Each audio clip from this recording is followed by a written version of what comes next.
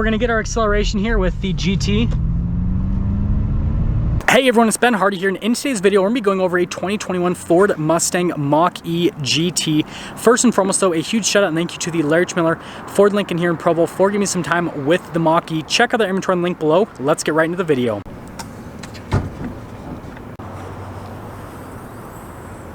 We're gonna start things off by going over the storage here in the front, aka the frunk. First off, you actually have an escape release because this has enough space that you could technically fit someone in here, which is kind of weird to think about, but it is what it is. Anyways, notice we have that for the washer fluid, and other than that, it's just a frunk, so let's not spend too much time on it.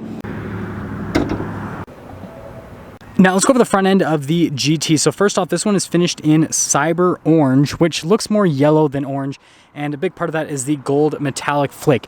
Now notice we've got the LED lights with the LED headlights, and then we've got some black accenting down here with a parking sensor integrated into that, and then there's one across this side. I love the look of the grille. You guys can see the design right here. Obviously it's all closed off, but they kind of made it look like it almost had little openings. And then down below we've got another parking sensor, and you can see just how aggressive the bodywork is here at the bottom. Looks like something you'd see more on a sports car than an SUV. And other than that, that is the front end. Now let's quickly get into some performance metrics and also the range. So first off, we have 270 miles of range. Now this is the regular GT, this isn't the GT Performance. So we have a 0 to 60 of 3.8 seconds. We've got 480 horsepower and then 600 pound-feet of torque. And that's all that fun stuff. Now coming on the side here, we've got two 45mm tires wrapped around 20-inch wheels in the front and over in the rear as well. And notice how most of the wheel is actually closed off. They've done this for aerodynamic efficiency, and so it's a little bit harder to see the calipers and rotors, but you can still see those finished in red. And I mean, even though it's pretty closed off, it still pops out quite a bit. Notice we have the venting right there, and then you can see the oversized fender flares that are body painted. We have our Mach-E badge right there with the 4X, and then notice the blacked out trim there on the bottom, on the mirrors, on the roof, so it contrasts nicely to the cyber orange, which we should just now call cyber yellow. But other than that, that's all for the side. So here's our key fob. We've got the Mustang logo on the back, and then notice we've got the unlock, the lock, and then the release for the rear hatch. We'll just press that twice and that'll pop right open.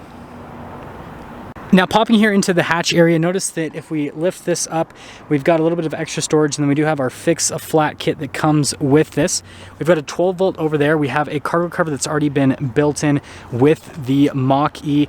And other than that, that is all. And so you just got to press that and then it'll pop down. This also does have the foot activation, so like if you put your foot underneath, it'll open and close the hatch as well. Now let's finish things up in the back. First off, we're going to start with the taillights. So you can see that we have these signature Mustang taillights. We've got the GT badge right next to that. Notice there's a camera right above it. And then again, we have the continuation of the black trim there at the bottom. There are a few parking sensors, and then we do have the diffuser as well, which is pretty aggressive. And other than that, there's the rear.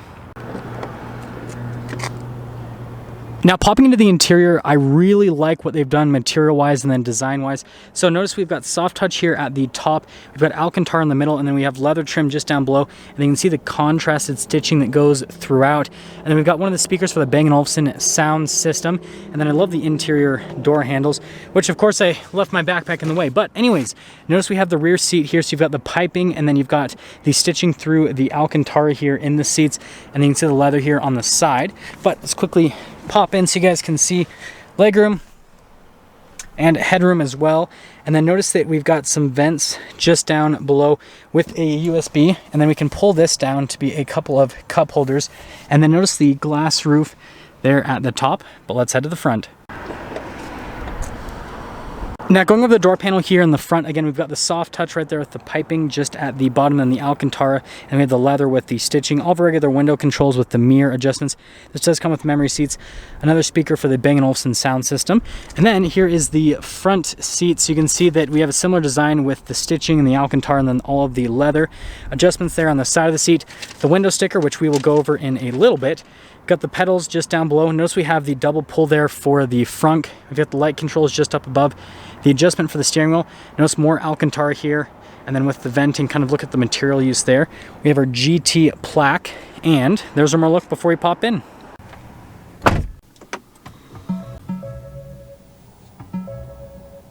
So here's the steering wheel in the GT. You've got really nice leather all around the steering wheel with the contrasted stitching in the center portion.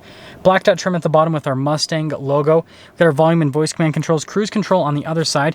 Have your regular stock for the turn signal and then the windshield wiper. And then you guys can probably see that blinking light. You can't see that in person. It's just part of the sensors with it. And other than that, that is the steering wheel. So we'll quickly pop to the gauge cluster. Notice it shows us our charge percentage, our range as well, how fast we're going, and then what gear we're in as on top of that, and so that's all for that part. So here's the center infotainment system. First off, we're going to pop it into reverse. So notice that we have like part of it, the camera, and then we have part of it with the bird's eye view. But notice you can zoom in with that, and then notice that you have the different viewpoints with this portion as well, and then also with the camera. Pretty easy to use, great from a camera perspective.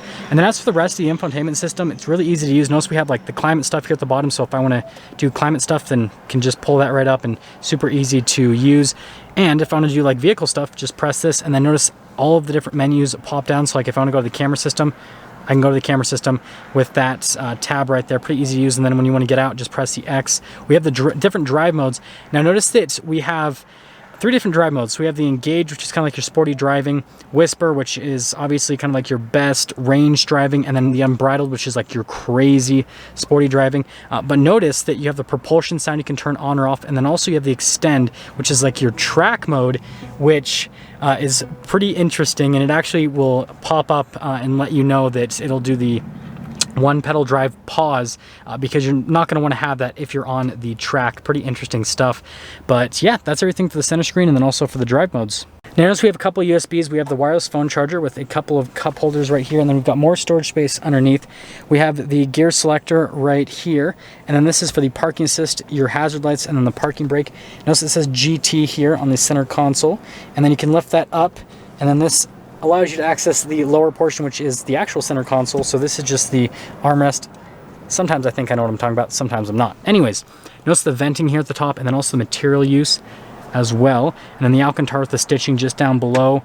And then you can see the glove box. And then finishing things up here at the very top. We saw this earlier, but well, we didn't see this part. We've got the sunglass holder, but what we did see earlier was the full glass roof. Looks fantastic. Universal garage door openers, and that's all for the top. So here's our window sticker for the GT. Notice that, again, 2021 GT. Feel free to freeze a frame if you want to read all of the standard equipment that comes with the GT. You guys can see the range and all that we went over.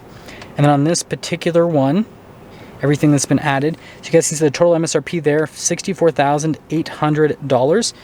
Let's take it out and see how it drives.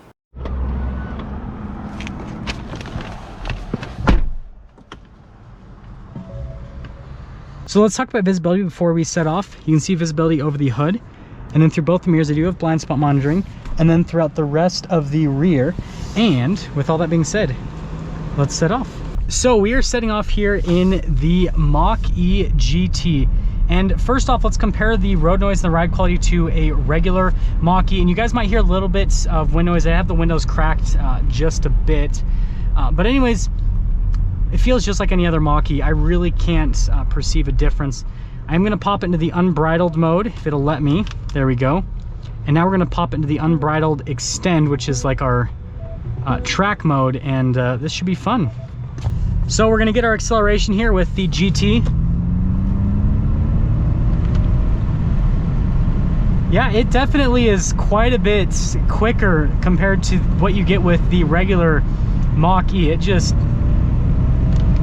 yeah, it punches quite a bit. It's pretty crazy just the rate of acceleration with this GT versus the regular Mach-E. And the regular Mach-E isn't slow by any means, but there's quite a bit of a difference. And I mean, 3.8 seconds 0 to 60, it's crazy because like I have a 700 horsepower truck, and that's like the best I would ever be able to get in ideal conditions, and that's just what this does every single time.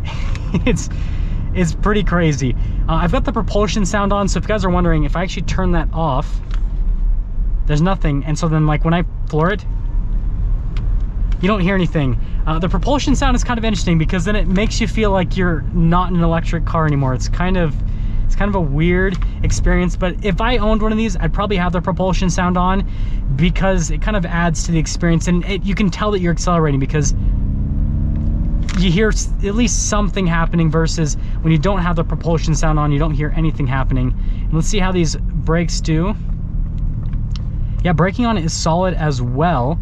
And so let's actually kind of get into summing things up here with the Mach-E GT.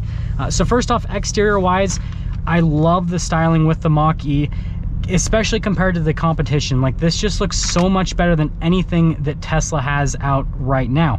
Interior wise, they've nailed it. They've kind of taken a lot of design cues from the new F-150 and thrown it into the Mach-E. Like, what they done with the dash, it doesn't necessarily feel nice, but it looks cool and modern on the dash. And overall, like, the different use of materials all around kind of lends to this having a really nice looking interior. But then all your touch points are nice. The steering wheel is nice leather, your seats are really comfortable, you've got the Alcantara in the center to make them look a little bit sportier, and all of the knobs and everything in the center all look and feel great. There's not a lot of them, but they look great. And so they've just done a really good job. And the biggest thing I'm noticing with this compared to a Tesla is the fit and finish is so much better. I don't see massive panel gaps all over the place right on the outside. Interior wise, there's no rattling with random things. Like, it all just, you can tell it's a very well put together vehicle. Acceleration's right there with the Tesla. Like, this is right there with the Model Y performance, and this isn't even the performance version of the GT. This is just the GT. So obviously there's the performance version, which has more torque, has a quicker 0 to 60.